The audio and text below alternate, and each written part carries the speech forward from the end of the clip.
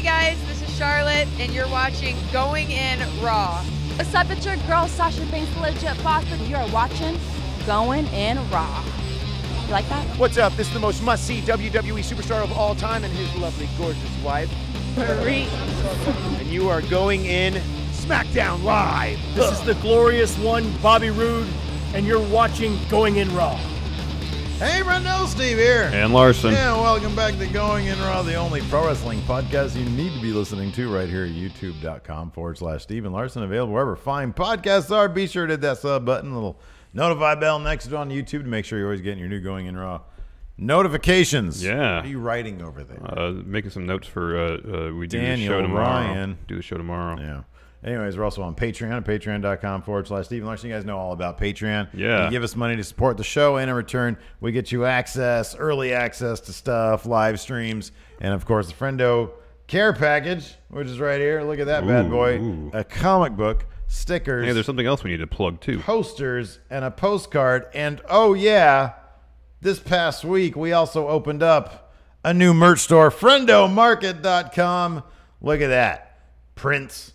Stickers. Right now, we've got this great deal. It's for the first week of the Friendo Market's existence. Yeah. For $25, you get this Going In Raw Slay Us shirt, the one you see us wearing there, and 3 stickers. The thing you see on the shirt, but in sticker form. Black and red Going In Raw and white Going In Raw logo sticker, and then the Slow Wolf Pack sticker. It's like the red version. And then also a signed postcard. So, yeah, check it out, FriendoMarket.com. We've been selling a bunch of these. I think we're actually out of double XLs. Yeah. Those we got a lot of hosses here and Going In Raw, so we sold a bunch of those out. But yeah, check it out. And that's for the first week. It's gonna be $25, and then after that, starting Monday, it's gonna be $30. Still a good deal though. Still a really good deal. And the thing about the shirts is that they're silk screened. They're not like the glorified iron-on stuff. It's not just sort of like. That's I think that's like an acid process. I think this one. That's the kind of thing where like they strip away pigment. I think maybe I heard that once. No, Anyways, this looks like it's on top of the fabric. Does it? Okay. Yeah. But these ones, they're silk screen. They're really really fancy. They're like really cool. They pop, and it's a cool little design. So check that out. FriendoMarket.com. We're gonna have. I want to keep that updated, so we're gonna add new prints, new shirts, yes, comic books, yes, all sorts of stuff. I want all that stuff. Those little pins. Yeah, those are fun, dude. Check this out. So usually the first thing I do when I wake up in the morning is I get on my phone while I lay in bed and see what's new in the world of Twitter. Nice. I noticed there was this Twitter account I think called 2020 that followed. Oh sure, yeah. They follow you too? Yeah, they did. Yeah. So go to their shop. They sell wrestling stuff. They have a Lex Express. Yes. Pin, right? Yeah. It's incredible. Yeah, I know. That's fantastic. They have a Sportatorium shirt up there, too. Oh, I know. They have a bunch of cool stuff. 2020 apparel. Yeah. If you go to 20x20apparel.com, there's a free plug for them. They have a Lex Express pin. There's all sorts of great. I checked them out, too, this morning. So I was like, oh, cool. They followed us for some reason.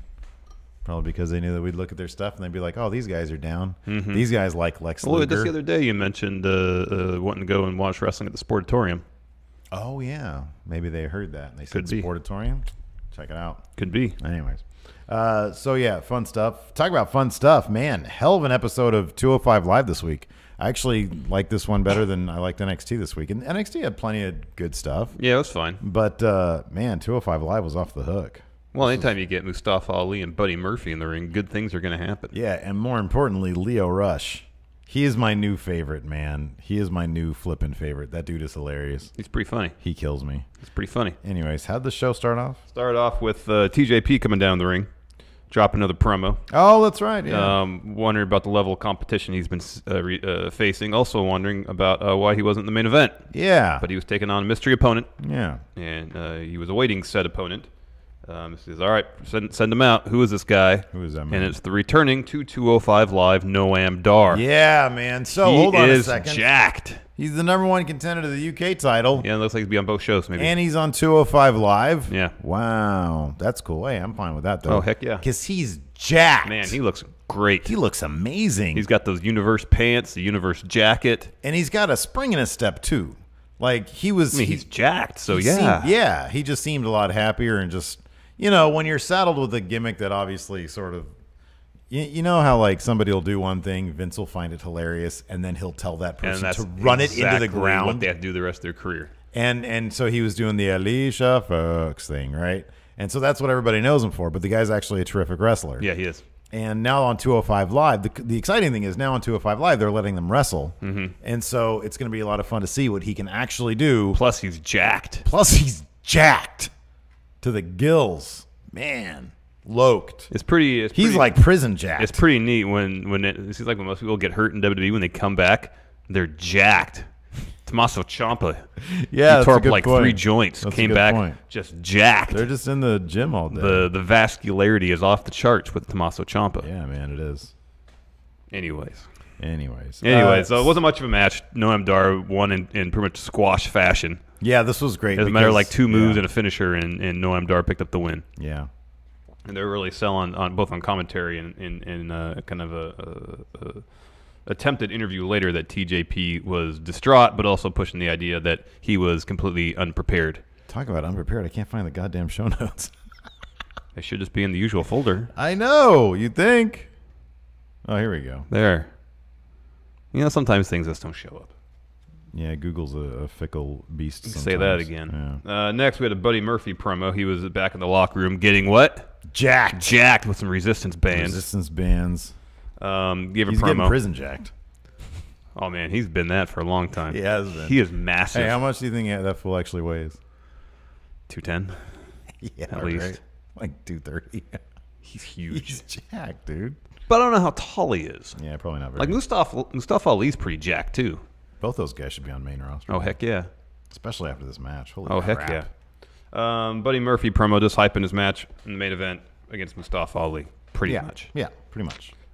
Next, was it Dasha tried to interview TJP? She ran up on him while he was walking backstage, and he was taking his tape off and threw it down and walked out the door and left the arena. But what was funny, though, is there was a dude who happened to be walking out in front of him at the same time, because I think TJP wanted to kick the door open, and the door was already open and it was swinging back, and he just sort of kicked it a little bit. Sort of lessen the dramatic impact. Yeah, not quite. I like those little details. Yeah, I know. Oh, this is my favorite here, man. Next, Akira Tozawa versus Jason Strife. Isn't Jason Strife the name of one of those like 2K18 jobber guys or 2K17? Jason, it was something. Jason Jet. Yeah. And then he became a producer. Yeah, in the following game, yeah. Anyways, Jason Strife looked like one of those guys from 2K18, one of the jobber guys who becomes a producer. Yeah. Before the match started, Leo Rush came down to watch the match ringside. And he saunters. I noticed this. So between his sauntering down to the ring and his promos, it's like everything he does is slow. Except his wrestling. Which is extra fast. And I wonder if that is... I wonder if that's intentional. Could be. If it is, it's amazing. Oh, it's because it's fantastic. Yeah, it's a nice touch. It is. So he comes down and just to observe the match, to scout his opponent, to do some recon. Well, this is competition in the cruiserweight division. Well, the opponent, competition, exactly. See, Akira Tozawa's out there. Let's see what he's doing. Akira Tozawa has, he basically dominates this match, save for a couple moments, but basically that was because he was kind of distracted by Leo Rush, just hanging out ringside.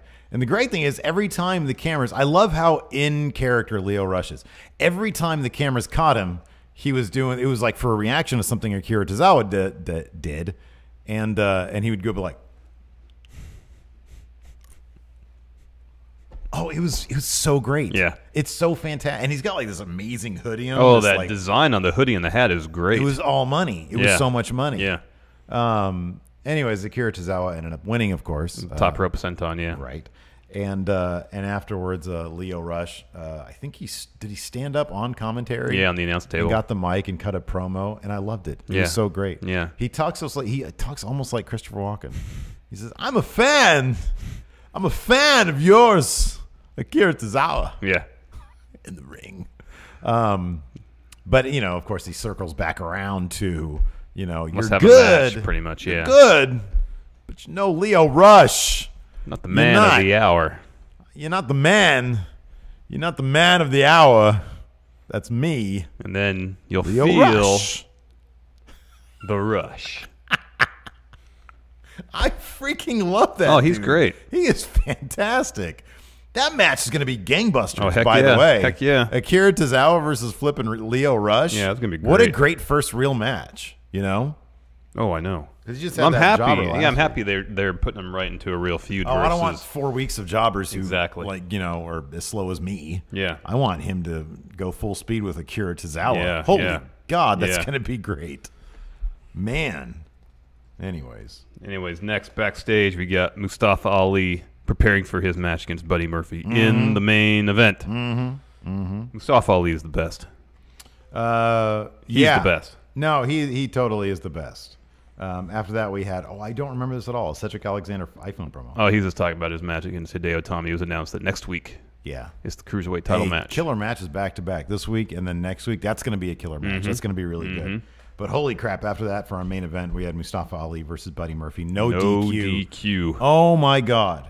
This was fantastic. Another killer match from these two, man. They can do no wrong. They in the really, ring. they really can do no wrong. The match started off outside the ring, actually. They took it outside and started brawling. Well, instantly, basically to like start. as soon as Buddy Murphy got to the ring, Mustafa Ali drop kicked him out. I think, didn't he get, like, onto the apron and then the bell rang or something like that? Yeah, Maybe yeah. not. He got no before the bell rang. He got in the apron. Mustafa Ali drop kicked him out. Yeah. And then got on the top rope and did that somersault senton. On Yeah. him. And then he tossed him back in the ring. Ref was like, "All right, hold on." Oh, okay. Bell rang, and then Buddy Murphy like instantly got the upper hand. Then they started brawling all around outside, brawl through the crowd. Mustafa Ali did that crossbody off the barricade into the crowd. Man. Yeah, it was pretty insane. There's that spot where Buddy Murphy threw Mustafa Ali onto the base, like the corrugated metal on the bottom of the ramp, and to follow that up with a suplex in the same spot. Yes. Working over his back. That was Yeah. kind of the story, at least Yeah. for Buddy Murphy, working over Mustafa Ali's back. It got to the point where I just stopped taking notes because I was just, A, it was late, B, I was getting into the match. It was fantastic. So they heavily use, and it's kind of interesting because we get ladder matches, we get table matches. It's not often somebody takes, like we've seen it every once in a while. Like I remember in a Hell in a Cell match, Rusev had Roman Reigns in the Accolade, I think, On top of the ring steps, yeah, steps. we're using a chain too, yeah. Yeah, but beyond that, I can't really think of a time when the ring steps, beyond just being a blunt force object. There's not generally a whole lot of creative use of ring steps. But they were getting very creative with the ring steps. Yeah. They put it in the corner. Yeah. And we saw like a superplex off the Yeah, the but ring steps. before that, yeah, Buddy Murphy set up so it was supported against the top turnbuckle and was doing some like Beals or hip tosses. Yeah, he was just throwing Mustafa Ali into the thing. Yeah. Yeah. And then eventually Mustafa turned around, did a Hurricane Rana, sending Buddy Murphy into that. But then Mustafa Ali set it up so it was vertical, so the bottom step was facing upwards against the corner, and did a superplex off that, which is pretty insane. Yeah. And then, of course, we got the Spanish Fly. They ended up on the outside of the ring again, and Buddy Murphy was getting up on the barricade. Before he was able to do anything, Mustafa Ali came and prevented him from doing anything, stood him up, and then jumped up there. Spanish Fly from the barricade onto the announce table. Oh, my God. That was magical. That was some video game stuff. Yeah. That was something that's I like shooting the in. Spanish Fly is pretty much the official move of 205 Live. Everybody I know. does it. You're guaranteed to it's see one per fantastic. episode. I know. It's amazing. It's fantastic. And towards the end, pretty much right after that spot, they get back in the ring. Buddy Murphy hits a vicious knee strike of Mustafa Ali, and Mustafa is tied up in the ropes. Yeah. And then Buddy Murphy just follows up with 3 more running knee strikes. Yeah. It was rough. Yeah. Then he pulls him out, which I thought was a bad move. Yeah, well, he pulls him out and then grabs him by the arms and gives him another one, Yeah. like but, yeah. Kota Ibushi's finisher. I would have liked to have seen 11 knee strikes. While you have somebody wrapped just up in the keep ropes. doing it. Oh, just keep doing it. Well, the thing was, the ref got in the way, and it's like, hey, stop, I need to check on him. Oh, I didn't notice That's that why part. he stopped Okay. doing it. All right. But yeah, it's no DQ. Shove the ref out of the way and keep doing it. I know. Exactly. The ref's not going to DQ you. Yeah, what are you going to do? DQ? Yeah. You can't. He'll It's stop the no match. DQ. He'll stop the match. Yeah. So he gives him that opportunity. The ring steps are set up in the middle of the ring, and Buddy Murphy goes for a tilt-a-whirl move. Mustafa counters it into a tornado DDT off the ring steps. Yeah. Woo. Picks up the win. Yeah. That was huge, man. Yeah, man. Holy crap. Mustafa Ali's the best. They're both the best, man. Holy moly. I actually really like Buddy Murphy's promo. Yeah, he's getting that was more. good. He's getting more comfortable. It seems like on.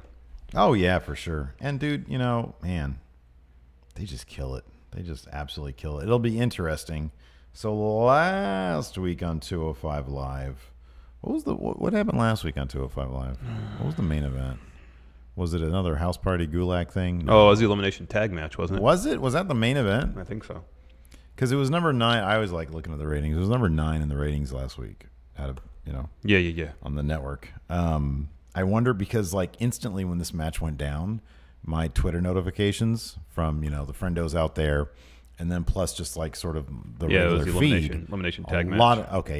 A lot of people were talking about Mustafa Ali, Buddy Murphy. I wonder if that kind of word of mouth Oh, it probably did. is going to boost it up Yeah, I to think like so. the number 3 I think so spot or because something. you saw that GIF of that Spanish fly on the announce table yeah. all over the place. Yeah, and that was just one spot out of many really cool ones. So I hope that does. If my thing is this, if they are able to book main event after main event after main event and keep on getting talent like a Jack Noam Dar is back, Leo Rush, if they continue to have these buzzworthy, gifable type matches every week, then you're going to see a lot more success with 205 Live. The crowd was super into that main event. Oh, yeah. And that's what you really want to see, because if free agents are out there and they're like, man, if I go to WWE, I don't really want to get stuck on 205 Live. Well, if you're part of one of the most buzzworthy aspects of WWE, you'll probably be a lot cooler with that. Yeah, I think there's two aspects to it. There's that, and there's also, I sound like a broken record saying it. There needs to be the prospect of upward mobility. Yeah, I know. And I think if you're one of the people that go to that show and create that buzz about it, then that should be the end result of it. His opportunity to go to the main roster. No doubt in my mind that Mustafa Ali, Buddy Murphy, and Cedric Alexander should have a path to the main roster. I mean, they should all have that potential, but I see that right now with those 3 guys. And so I would add Drew Gulak to that too. Yeah, me too. Yeah, I agree with that. So yeah, and I mean that would be a huge, also if you want, if you want to get guys like Ticking Time Bomb, for example, he might be interested in that. If you have the path going up, then guys like that might be more willing to come over. If WWE really wants to snap up all the good names out there, top junior heavyweights in the world. Yeah. Let's see here. Then we had NXT. I think it was a fun episode. It was fine. It had but this is one of those episodes that had a lot of little things that were kind of silly.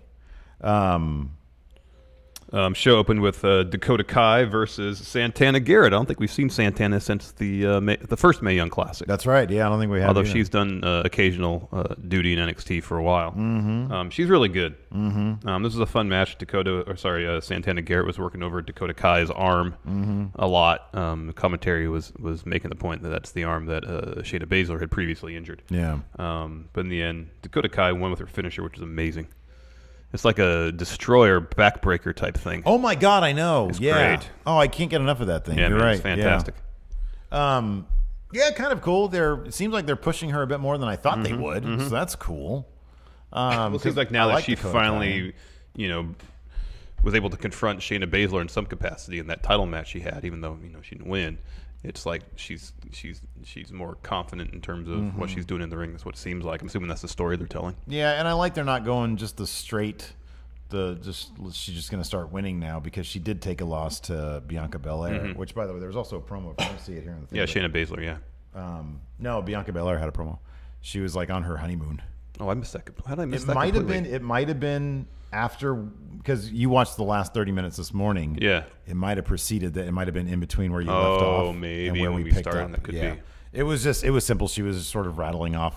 It kind of mirrored the Shayna one, where she was just rattling off. She's like, I'm on my honeymoon, but I see all these women from the women's division talking crap, and she sort of starts running them down in kind of the same manner that Shayna Baszler That's interesting. did. I wonder if that's going to be the next. They're setting something up for the two of them. It seems like it. Could be, maybe. That'd be an interesting matchup. Yeah, I don't know who she. It seems a little early, first of all, and then you got a heel versus kind of heel. Oh, for the title, no. I think it's going to be something. Maybe they'll bring back. Maybe they'll come back around to like Dakota Kai, Bianca Belair. No, it could be to get Dakota Kai that win back. Maybe. Oh, I don't see Bianca Belair losing anytime soon. I don't know. It's gonna be a while. Maybe. Let's see here. I mean, I didn't see Kairi Sane losing to Lacey Evans. I know true. She ended up winning the entire thing, and maybe they'll do the same thing here. Yeah. They'll have like a best of 3 kind of thing, Because like they seem to be pushing Dakota Kai, like maybe not as heavily as Bianca Belair, but Well, I don't think Dakota Kai's got more experience. Yeah. So I don't know. But they've been really booking Bianca Belair as like a dominant force in the division, though, or that's not hasn't been the case for Dakota Kai. But then again, if you want Dakota Kai to really overcome, the whatever she's been dealing with in terms, specifically with Shayna Baszler, but in a general sense, without having her beat Baszler, I guess you can use Bianca Belair as a kind of a proxy. They're both still at sort of a sub takeover level, and so I don't really think that they, I mean, I'm sure they have big plans for Bianca Belair. Oh, she's flipping great. Oh, she's fantastic. But they seem to like Dakota Kai too. She's got lots of experience, so we'll see. Should be entertaining regardless of what they do. Next up, Heavy Machinery. They're in the They're like they've literally destroyed. Like they have completely. The iPhone promo now has jumped the shark because of them. Their iPhone promos are terrible. So It's so confusing. I felt like Otis was mixing a bunch of metaphors here. So it lost me. Granted, I'm tired this morning. Okay, yeah, no. But he was talking about like how you cook meat. Yeah. Well done or rare in relation to lifting weights. Is that what it was? I guess, man. I don't know. From the literal standpoint, they were lifting weights, and yet they had some sort of barbecue happening in real time. Oh, while they were lifting. Because that's what Otis was going to do. Yeah. He was like, go check on those steaks, because as soon as we're done working out, it's a bad combo. I like to separate my workouts from like my eating. Well, I like to get some good protein in me after I work out. That's like good. a protein bar. I'll have a protein bar. Protein shake. Yeah, it helps you recover. Yeah. But I don't want a heavy meal afterwards. No, I want some time to do a lap. Steak, Then man. I'll sit down and have a meal. Yeah. Oh, you shower. You Yeah. turn on the TV. You get some greens. Yeah. And your steak, and you're good. But then I thought there was like a metaphor in there too that he was saying. I like Dude, my give me a break. weight These guys are not lifting. Well, I don't know. Yeah, I think maybe he was trying to do that. Yeah, it lost me though. He's no Shakespeare though. No, and so he leaves the weight area, and he hears a ruckus, and he starts shouting, "Tucky, Tucky!" Well, hold on, back up. He leaves the weight area to go check on the steaks. Oh, that's they what have. it was. Okay, where are they cooking these steaks at? Outside? Tucker said in the back. Is there like a designated barbecuing area back there? These are all questions I that would I think the have. Performance Center would have some sort of kitchen. Yeah, I don't know. They brought their Weber. So here's the thing. Grill? Last week, granted, they were cooking some sausages and peppers and onions in somebody's backyard, but there seemed like they weren't, haha, jokey type guys last Yeah. week. There was Right, intensity to it. Yeah, sure. And then this week, it seemed like they were returning to the haha, jokey type heavy machinery. It doesn't work. Yeah, it doesn't work. Wait, were they jokey this week? No, they were just focused on lifting weights and then No, it dealing seemed with like, the steaks. Well, they've sorry. got. It seemed like a more literal interpretation of their gimmick this week. As If opposed I'm to last working week. out, I want to be working out. All right. I know. I put my headphones in. I want to concentrate on getting my pump on. I can't concentrate. Gains, right? Gains. Yeah, gains. It's gains o'clock. I can't concentrate if I've got some meat grilling up on the grill. Yeah, because if over you're there. depending on the temperature of your grill, if you want like a medium or medium rare steak, that's like 3 minutes on each side, man. Right? That's exactly That's right. something you have to concentrate And on. he started talking about how he likes it. Well, yeah, but he said well done. I don't know. No, you shouldn't be eating steaks well done. It's gonna be tough. I don't care what cut of meat it is. If it's well done, it's gonna be tough meat.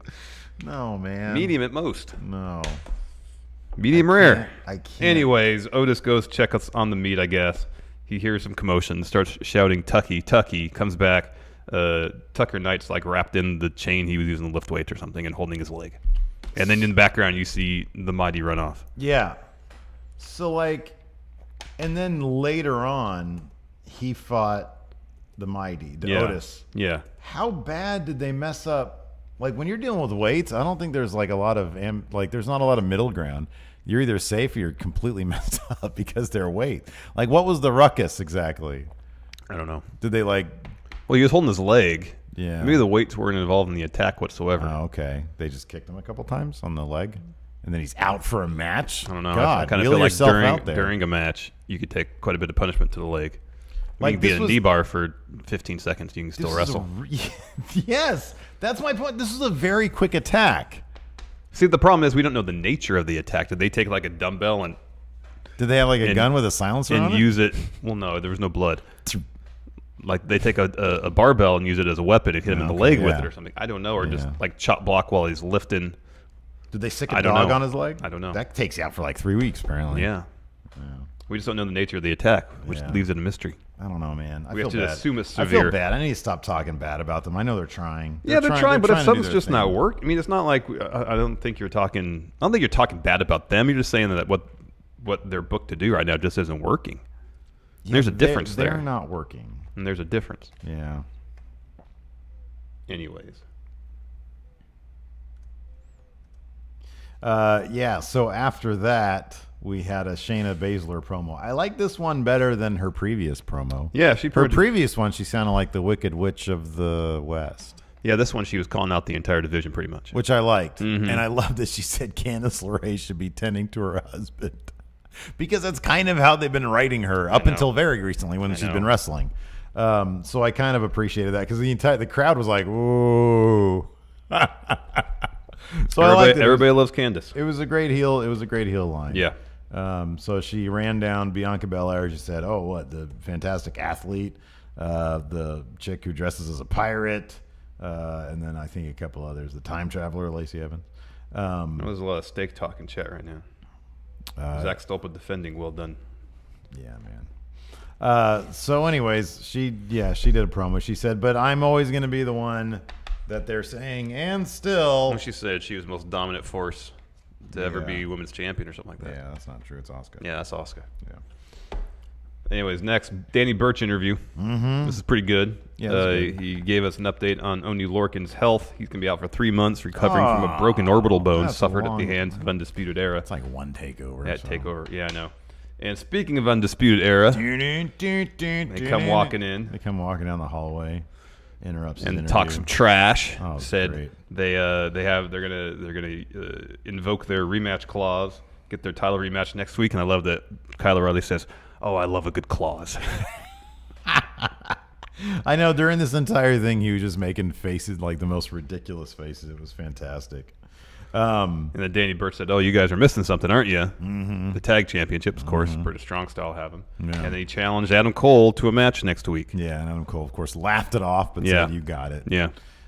So yeah, I mean, dude, it's hard not to side with the Undisputed Era. Oh, they're the best. I want them to get those tag titles back. After that, we had the Mighty versus Otis Dozovic.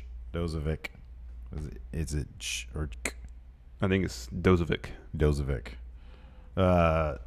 So it was a handicap match. He decided to take them on by himself. But of course, the Mighty, there's two guys, and then he's only one guy. And, although he had a lot of heart in his performance, and his size was able to briefly get them off their game. Numbers game is too much. Yeah, the Mighty got the pin. After like a clothesline of the back. Mm-hmm. What was wrong with their old finisher? That Thunder Valley, the double Razor's Edge they used to do. Yeah, that could be a heel move.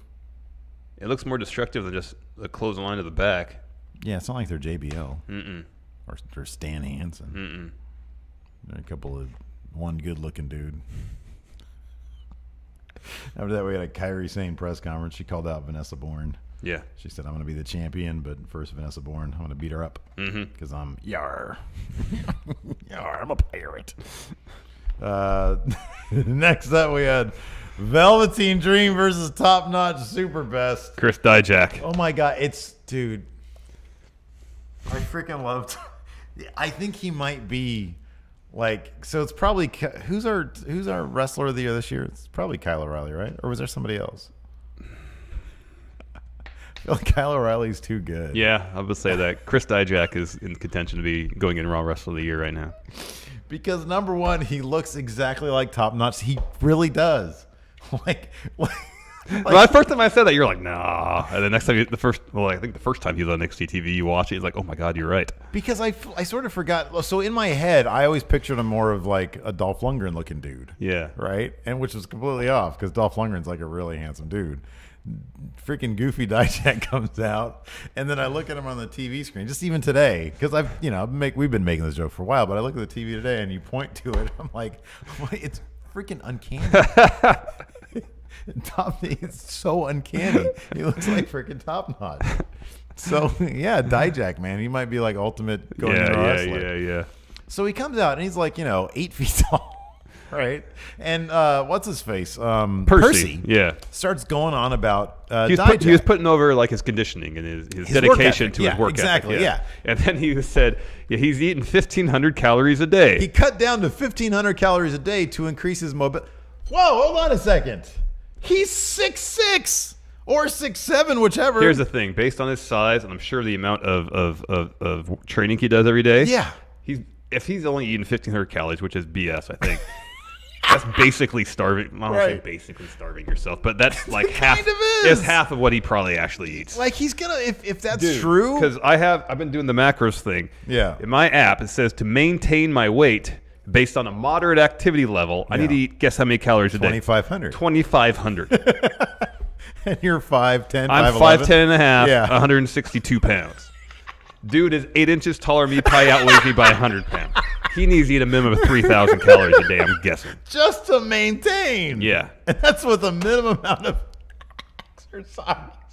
He's down. Because the old thing, they always, the recommended caloric intake for the average person is supposed to be 2,000 calories. And the thing is if you want to lose, I think, a pound a week, you eat 1,500 calories a day. You take 500 calories off per day that equals a pound a week.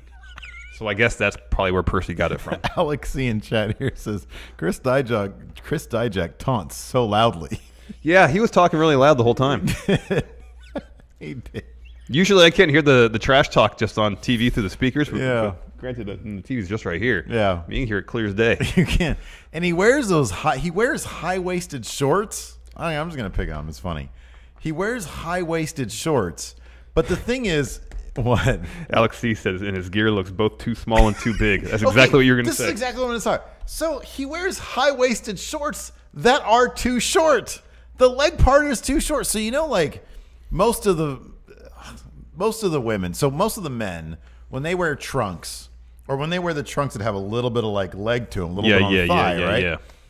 It's even if they're wearing it goes down generally to the leg part goes down to basically like the bottom of your crotch. Right. So Stone Cold, AAA, anybody wears trunks, right? Yeah. With the guys, it always hangs under the butt cheeks. The butt cheeks are usually firmly placed within those. Well, Tommaso Ciampa's trunks are a little too tight. Yeah, those are a little too tight, but that dude's... Yeah, he's jacked. With the women, it's a little bit different. I think they go for a sexier look or whatever. And so they have sometimes the butt cheek hangs out a little bit at the bottom. He's wearing that. Yeah. Except they're high-waisted. Yeah. So they're hiked up. And half the time when he turns around, you can see his ass cheek hanging out. Mm-hmm. Oh, he's amazing. He's so funny. It's so great. And then so his thing is feast your eyes. It's been his thing for a while. Yeah. Feast your eyes. He goes like this. Wait, it says feast your feast. Eyes. So it's like steaks and weights, but for the eyes. Yeah. And then he gets in there and he backs down Velveteen Dream, his opponent, and he says feast your, and then Velveteen Dream puts his fingers up against, he says shh, like that, and then does his pose. And Dijak laughs. I know. I don't think he's supposed to laugh. Supposed to be annoyed if somebody puts your. I know. And it's Velveteen Dream. Who knows where his fingers have been? Well, the best part is at first, Dream puts his finger up to his lips, and Dijak's trying not to laugh. And then they cut to a close-up of him, and he's laughing, and then he tries to cover it by talking some trash. Right, exactly. He's just amused by what he tried to do, but I don't think the laugh was supposed to happen. Oh man, he's great. It was pretty funny. He's it's like if Dan Matha was. Adam Nuttall says Taichi's trunks are too tight. Yeah. His trunks are at least a size too small. But I think that's for comedic effect. It works for his whole thing. It works for his thing. Yeah. So, anyways, there were some cool bits about this. Yeah.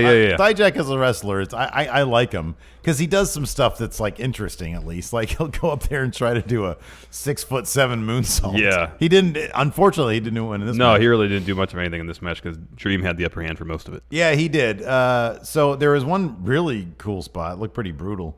Dijak was on the apron, had his hands up against the ring post. And Dream was down on the floor, and he took his leg and he swept it out from under him. And then Dijak landed head first onto the It's like the spot they usually do in a tag match where someone's in the corner, they get their feet pulled out from under them, and they use their hands to hit the ring post to make it look like their head hit it. But it was they did a similar thing, but on the ring steps. Yeah, instead. but on the ring steps, and he's all tall and lanky and weird and stuff. Yeah, I mean that's a pretty far drop regardless of how tall you are.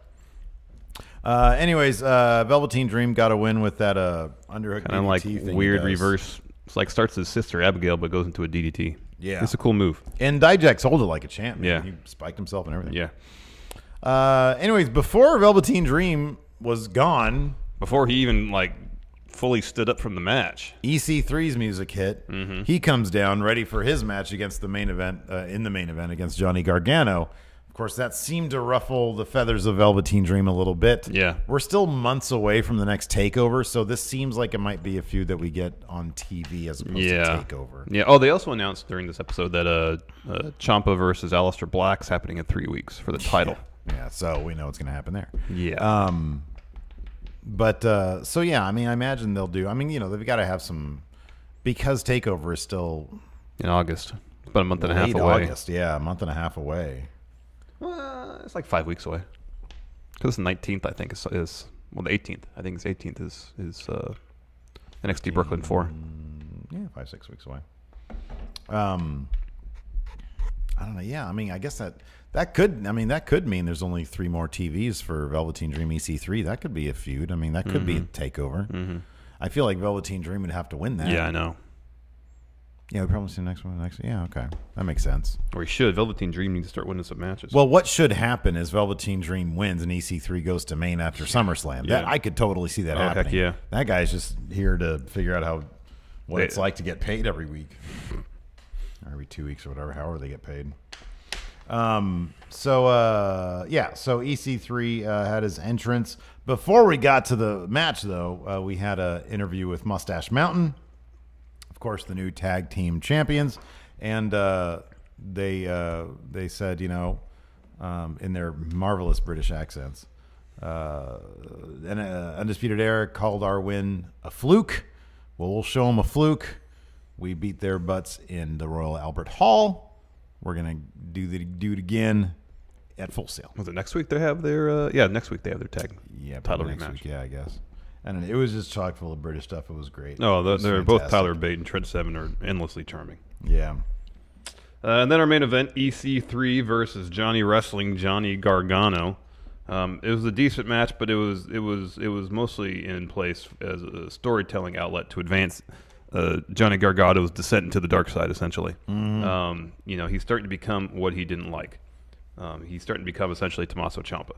Yeah. So there's a spot where EC3 has the upper hand for a while, and EC3 sitting up in the middle of the ring, and Gargano sitting up next to him, and Gargano looks at EC3, and he has a flashback to like the Cruiserweight Classic moment where Ciampa and Gargano are both sitting there. Mm-hmm. Also there's kind of a similar spot at the end of their TakeOver Chicago match before they broke up. Yeah. And he just becomes enraged and starts super kicking EC3 all over the place, puts EC3, then Gargano escape. EC3 gets the ropes. Ref says break the hold. Gargano does, but then puts it right back on. Waits for the 4 count. Waits till for 4. Like 4.5. Yeah. Even then doesn't want to break the hold. And then similar to how Ciampa won at the last TakeOver, Gargano finally beat EC3 following a draping DDT. He also brought his knee pad down. Oh, like he and did gave that, him a running knee also prior. Oh, to he was going to, but EC3 picked him up. Oh, that's right. Yeah, Was he he went in his for it. finisher, Yeah, and he then went in Gargano for it, reversed it into Gargano escape. Yeah. Yeah. I like this. They're immediately going into the next chapter for Johnny Gargano. Mm-hmm. I think in 3 weeks or whatever, we're going to get that Aleister Black, Tommaso Ciampa match. Obviously, Gargano's going to cost Ciampa the title if the match even starts. It's probably going to be the same thing. Yeah. And then we'll get some other stipulation match at Brooklyn between these two. It's got to be an I Quit. It should be an I Quit. So wait, hold on a second though. 3 weeks from now, Yeah. we're going to get that. So it'll be the 25th. Where does that leave Aleister Black? Basically, without a proper feud. Well, he'll have going into Takeover. It'll be three more weeks before TakeOver. Because TakeOver is the 18th of August. Yeah. So it'll be 3 more weeks. All right. So there's time. I wonder who the next guy is going to be. It's not going to be Lars, I wouldn't think. Won't be Velveteen Dream, I wouldn't think. I thought it was going to be EC3 based on the match at the United Kingdom tournament, but it seems like it's going to be at EC3 and Velveteen, so maybe it's Ricochet. Oh, that could be. Boy. Or Chris Dijak. Oh, I hope so. That'd be so great. You want to answer some questions? Yeah, sure. All right. I am the 1%. Dun, dun. You can ask your questions here on Going In Raw at the Patreon, patreon.com/Steven Larson. $1 and up a month. It goes a long way towards supporting the show, and you get a question answered. Great question here from Nemo. Does the cruiserweights no longer being on Raw, with the cruiserweights no longer being on Raw, is that a good thing or a bad thing for the brand? It's kind of both. Yeah, it's like a great thing because they, for whatever reason, get to wrestle. They don't have to do these obligatory Raw matches that don't mean anything. Well, that was the issue. Is that when they were Raw, they were kind of these meaningless showcase matches. They weren't really advancing a whole lot of story on Raw, apart from that time when Neville lost the belt to Enzo. Yeah, where they main evented a couple segments on Raw, which is kind of neat. Why wouldn't they have just used it the way the WCW used their cruiserweights as like the exciting matches that in the middle of the show where people would usually kind of check out. Yeah. Like top of the third hour, do a cruiserweight match. Get people super hyped into it. For the last hour of the show. Can you imagine if that Mustafa Ali, Buddy Murphy match was... Well, here's the thing is WCW, they didn't have their own dedicated cruiserweight show. So I understand you want to save the good stuff for the show so people watch, but you don't want to do a bunch of six-man tag matches just to kind of highlight the talent that have no consequences on back Raw. Then they were having them wrestle like just a regular WWE style. I know, and it wasn't that exciting. I know, they'd be like one high spot in it. So in terms of exposure and like we've said, the path to the bigger spotlight, it's bad for those wrestlers. But given that we have all the good stuff in that 1 hour every week, because they're not even on takeovers, they're not on pay-per-views, they're only on 205 Live. That's it's good for that show, I guess. Yeah. But in terms of those wrestlers, I would think that they'd want the option or the ability to go somewhere else. So kind of depends. I think it's both. Yes. Liam Wagner, since Alexa Bliss and Nia Jax was announced to be an Extreme Rules match, and Rollins and Ziggler is a 30-man Iron Minute match, you have to add a stipulation to all the other matches on the card. Since the pay-per-view is named after a gimmick match, what stipulations do you add? So let's start from the top. Okay. AJ Styles versus Rusev.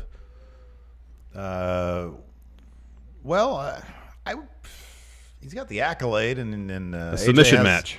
Has the calf crusher. Submission match. Good idea. Matt Hardy, Bray Wyatt versus B-Team.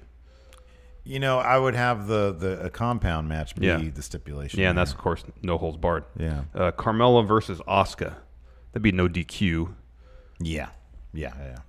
Bludgeon Brothers versus Team Hell No. Elimination tag. There you go. Reigns versus Bob Lashley. Street fight. I don't really care. Yeah, I know. And then finally, street fight at least kind of different. Yeah, I guess so. And they can both wear jeans. Yeah. Jeff Hardy versus Shinsuke Nakamura. What was the one that Al Snow did with all the dogs? Oh God, what was that called? The dog pound match, something like that. Yeah. Yeah, bunch of dogs out there. It's a terrible idea. Terrible idea. He was joking about it, so I guess it makes it all right. Oh, I'm sure he'd be fine with that joke. Let's see here. Oh, I like this question. Mr. Forbesy. Hey, friendos, this is my first Patreon question. You guys have talked about the best talkers in the business, but what about the best talking pair? What pair of wrestlers brought out the best in each other on the mic, whether they were a team or rivals? Some examples that I can think of are Triple H and Shawn Michaels. Oh, Cena and Punk. And Kevin Owens and Cena. But Cena and Punk for sure. Absolutely. It was always fun seeing, whenever people have legit chemistry, like Shawn Michaels, HBK and Triple H, when they were DX. He actually mentioned that. Oh, the Usos, too. Oh, the Usos are great. Yeah, they're fantastic. Yeah. Sorry for reading chat. Nate Morris says, would you get a Leo Rush hoodie even though it calls you a moth on the front? Yeah, that design is great. Really, really cool. Penultimate Tommy Wiseau. Which one of you is the Bodie and which one is the Johnny Utah from Point Break? Wow. Who's the rule breaker and who's the undercover FBI agent? FBI agent. I feel like you're more of a Johnny Utah, just because you're a bit more stickler. You're a bit more impulsive. Yeah. I'm a bit more likely to bend the rules, and you're Mr. Play It Straight. Mm-hmm. So yeah, I would say Yeah. I like Patrick Swayze. He's cool. Yeah. Keanu Reeves, ageless. Yeah. A timeless treasure. AO Worm, how far will Donovan Chris Dijak go in NXT and hopefully main roster? Oh man. Well, he's not working security anymore, so that's a step in the right It's a direction. good spot, and he's probably in his what would you say, like early 50s, late 40s? All right. Probably. So take that into account. Yeah. I don't know. Once he starts, is it weird? Even though they changed his name, doesn't it feel like his final gimmick? Oh my God, I was going to ask that question. That's right. When I was watching it, I was thinking to myself, what's his name going to be?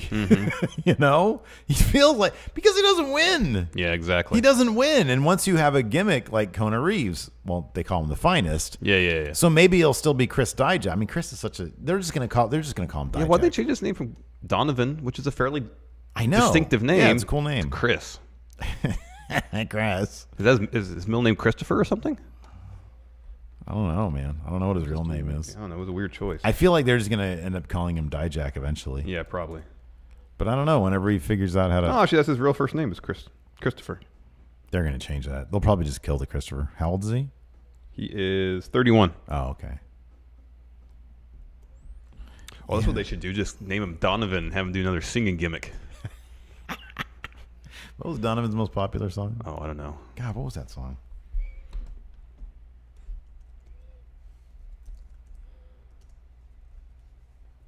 Donovan's greatest hits.